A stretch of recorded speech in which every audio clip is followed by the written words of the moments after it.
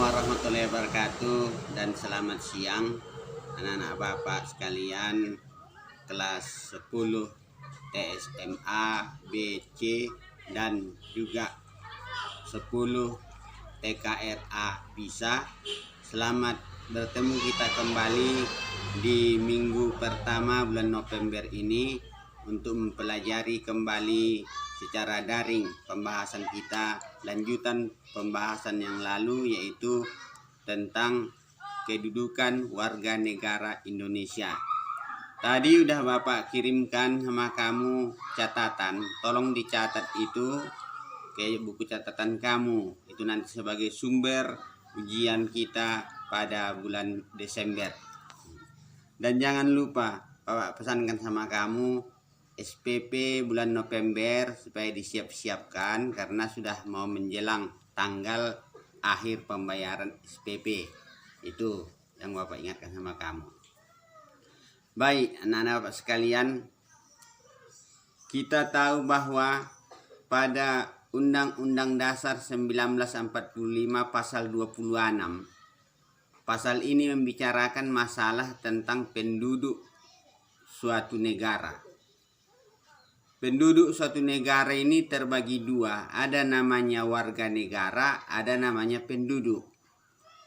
Perbedaannya sedikit. Kalau warga negara adalah orang yang bertempat tinggal ataupun orang yang menghuni suatu negara tersebut walaupun dia bukan warga negara Indonesia itu sendiri. Sedangkan penduduk adalah orang yang bertempat tinggal. Nah, bedanya hanya itu aja. Tadi orang yang berada, sekarang orang yang bertempat tinggal. Nah, gitu.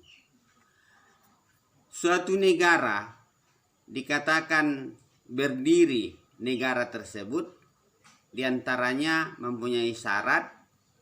Yang pertama, adanya wilayah. Misalnya negara Indonesia, ya karena adanya wilayah Indonesia yang membentang dari Sabang sampai Merauke. Yang kedua, adanya penduduk. Adanya penduduk artinya bahwa tiap-tiap daerah-daerah yang ada di negara tersebut ada penduduknya. Tiap penduduk yang menghuni daripada tempat-tempat tersebut, mereka membentuk suatu tatanan pemerintahan.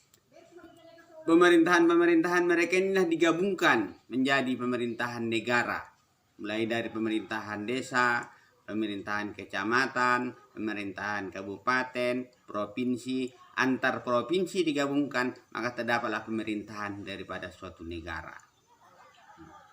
Jadi bagaimanakah tentang syarat-syarat dikatakan baru sah dia sebagai warga negara? Boleh nanti kamu baca catatan yang Bapak berikan itu, banyak itu syarat-syaratnya.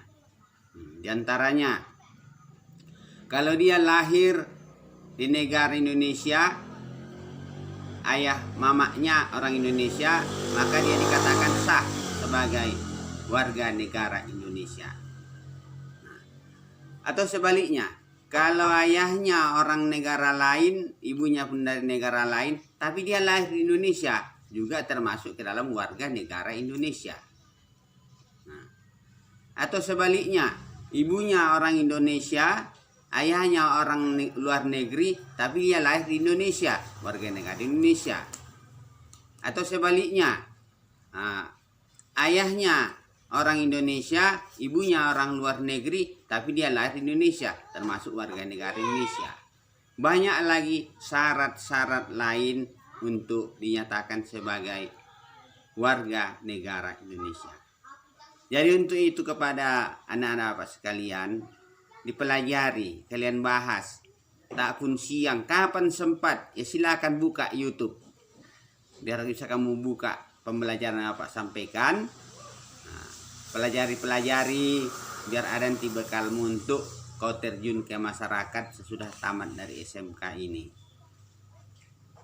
Tapi jangan lupa absennya diisi. Udah Pak kirimkan tadi, tolong dikirimkan, dibuat absennya. Dan pesan Bapak lagi sama kamu, TSMC belum ada ikut ke dalam kelompok Bapak. siapa kawannya yang ada di TSMC, tolong dimasukkan nomor WA Bapak ke grup mereka, biar mereka bisa Bapak absen dan tahu Bapak siapa yang mengikuti daring dan siapa yang tak mengikuti daring. Demikian pembelajaran kita pada hari ini. Silakan baca-baca yang Bapak kirimkan tadi supaya kamu lebih jelas, karena yang Bapak sampaikan tadi adalah sebagian daripada judul pembahasan kita pada hari ini. Demikian dapat Bapak sampaikan. Semoga kita tetap sukses ke depannya, dan Bapak ucapkan kepada kamu selamat berakhir pekan. Assalamualaikum warahmatullahi wabarakatuh dan selamat siang.